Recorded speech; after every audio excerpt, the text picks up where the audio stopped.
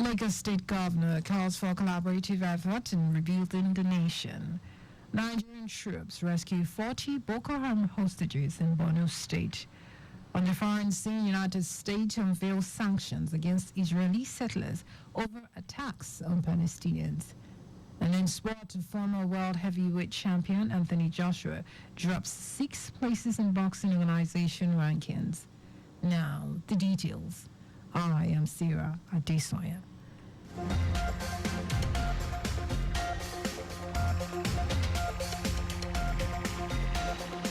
Lagos State Governor Babajide Sanwo-Olu has called for collaborative efforts of the people, especially youth, with the government as the country pulls through a rebuilding process. Governor Sanwo-Olu stated this at a low-key 64th National Independence Day celebration held at the Lagos House Marina. Of Lagos, we hear you, and I hear you. I see you. We see your energy. We see your passion. We see your desire for a better Nigeria. And I want to assure you, it shall not be in vain. That is why in the coming months, our administration will be more transparent than we've ever been before. We will work twice as hard. We will work twice as fast. And will deliver twice as much. Sanwo-Olu reminded Lagosians of the strength, the resilience, and creativity that define the state, despite the challenges facing the nation currently, which he believed would soon be a thing of the past, with patience and unity. The governor noted that in the coming months, his administration will be more transparent, strengthen channels of communication, make plans and progress known, listen to concerns and feedback, as well as ideas put forward for action. And therefore, on this 64th independence anniversary, let us recommit ourselves to the values that unite us. The values of hard work, of resilience, and a shared belief in a brighter tomorrow. Let us rise above our differences and distrust. Lagos thrives when we all thrive, when we all come together as one people. Commissioner for Home Affairs Ibrahim Layade said Nigeria's 64th anniversary is a call to serve the nation and exhibit patriotism towards a greater Nigeria. He said the ministry is working in tandem with the Themes Plus developmental agenda of the state government to ensure religious tolerance and youth inclusivity is achieved at all levels, stressing that in the coming years, the state will continue to develop strategy that will improve the well-being of the citizens. Our correspondent Adiola Akindele reports that the governor inspected the guards of honor while prayers were offered by both Muslim and Christian clerics for the peace and prosperity of the state and the country in general after cutting of the independence cake. Also, Speaker of the Lagos State House of Assembly, Mudashiru Obasa, has urged Nigerians to embrace peace, dialogue, and engage in sober reflection. According to a press statement signed by the Chairman, House Committee on Information, Strategy and Security, Ogunlipe Stephen, on behalf of the Speaker and members of Lagos Assembly, the Speaker emphasized the importance of fostering a spirit of unity and understanding among all Nigerians. Obasa called for constructive dialogue and peaceful resolutions to address the challenges facing the nation.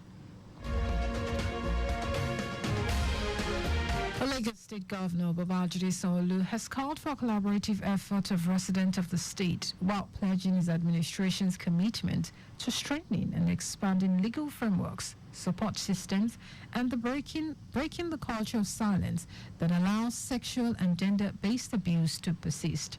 Governor Sanwo-Olu stated this at the Governor's Commendation Award Night held at Ikeja as part of activities marking the end of the Domestic and Sexual Violence Awareness Campaign Month.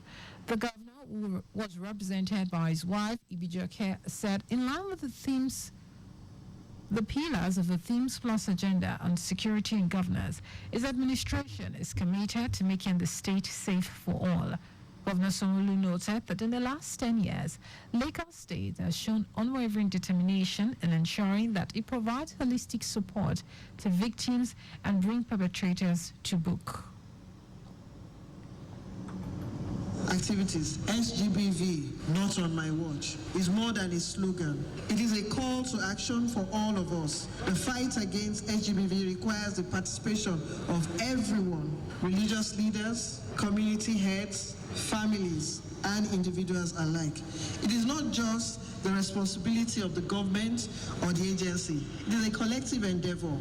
As we mark 10 years of DSVA's relentless service, I pledge that my administration will continue to support and invest in initiatives that protect our people, particularly the most vulnerable, our women, our children, and marginalized groups. The Attorney General and Commissioner for Justice, Lawal Pedro, noted that the month-long awareness campaign was to celebrate achievement of the state government through the DSVA in combating domestic and gender-based violence, to speak further action and encourage stakeholders to bring relief to survivors in eradicating the menace. It has provided not only immense assistance to those in crisis, but has also created a space where victims and survivors can find hope and healing. As we look back to our journey, we acknowledge both the strides we have made and the challenges that remain. Ladies and gentlemen, distinguished guests, you will agree with me that the fight against domestic and sexual violence is far from won.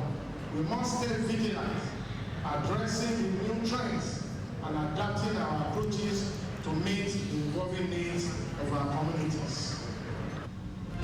Various activities were lined up for the month-long event, which started with a press conference, including Turn Alasa Purple, advocacy walks, Men Wesapi, market fiesta, amongst others. The theme for this year is SGBVs, not on my watch.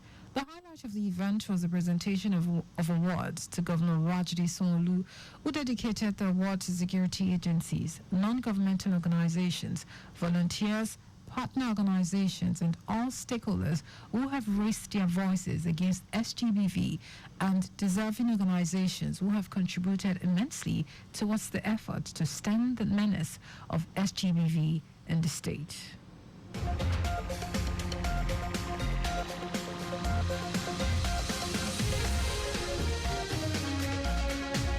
Now to the rest of the stories. Troops of Multinational Joint Task Force, MNGTF, have rescued 40 people that have been held hostage by Boko Haram terrorists in Borno. MNGTF spokesperson Olani Yoshoba said the hostages comprises 8 men, 8 women, and 24 children, while a key terrorist logistics syndicate was disrupted during the operation. Oshoba noted that preliminary investigation suggests that the hostages were being transported from a Boko Haram enclave in Dogon Chikwu, which has become increasingly untenable due to intense MNGTF operational activity pressure. The National Agency for Food and Drug Administration and Control has intensified its campaign against counterfeit cosmetics in Abuja, seizing illegal products worth 37 million naira. Acting on intelligence report, NAFDAC's Investigation and Enforcement Directorate conducted coordinated raids across several supermarkets and open markets, including Wuse and Garki Market. In a statement via X, formerly Twitter, the agency said it is committed to investigating the sources of these illegal products and will take strict regulatory action against those involved. It said the seized items, which were unregistered and counterfeit, will be destroyed in accordance with NAFDAC's laws and regulations to ensure public safety. The agency also vowed to continue its efforts to rid the market of harmful cosmetics, prioritizing consumer health and safety. Kebbi State Governor Nasir Idris has called on the Federal Ministry of Works to urgently repair a collapsed bridge that connects Kebbi, Sokoto, and Zamfara State to the southern part of the country. Idris made the appeal during an inspection of the damaged bridge, emphasizing that the collapse would severely impact traders and farmers who rely on the route for commerce. He expressed concern that the collapse will disrupt businesses in both regions and observed that motorists were being forced to take a longer detour through Dakingar and Suru local government area of Kebbi State. Idris urged the federal government of Works to expedite repairs to prevent further economic setbacks and advocated for regular maintenance of federal roads and bridges to avoid similar incidents in future.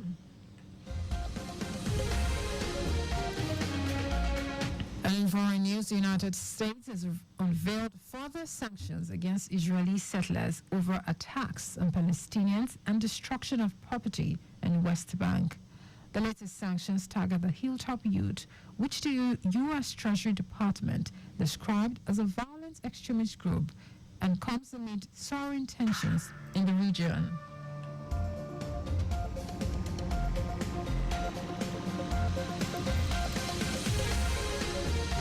Acting Treasury Undersecretary for Terrorism and Financial Intelligence, Bradley Smith, said the U.S. sanctions follow similar moves targeting the group by Australia, Britain, and the European Union. Smith noted that the worsening violence and instability in the West Bank are determined to the long-term interests of Israelis and Palestinians, and the actions of violent organizations like Hilltop Youth only exacerbate the crisis. In the past year, the United States has issued a series of sanctions targeting Israeli settlers while repeatedly voicing concerns to Prime Minister Benjamin Netanyahu about the West Bank violence.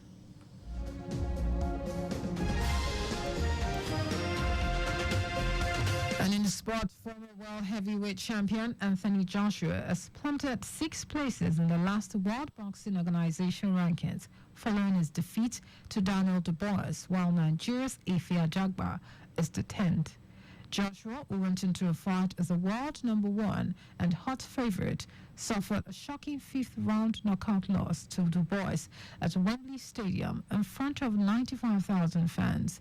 The defeat has seen the British-Nigerian boxer drop from top spot to 7th place in the rankings.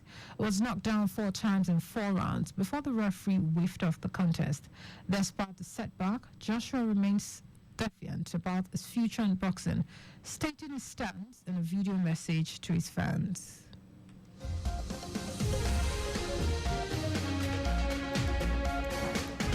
Just before we go, always carry out proper and adequate checks on your vehicle before setting out. You can follow us and like all our various social media platforms: X, formerly Twitter, at Traffic Radio 961, Facebook, Lagos Traffic Radio 96.1 FM, Instagram, Lagos Traffic Radio 961. Subscribe and watch our news and programs live on YouTube at Traffic Radio 961. You can also visit our website, www.trafficradio961.ng.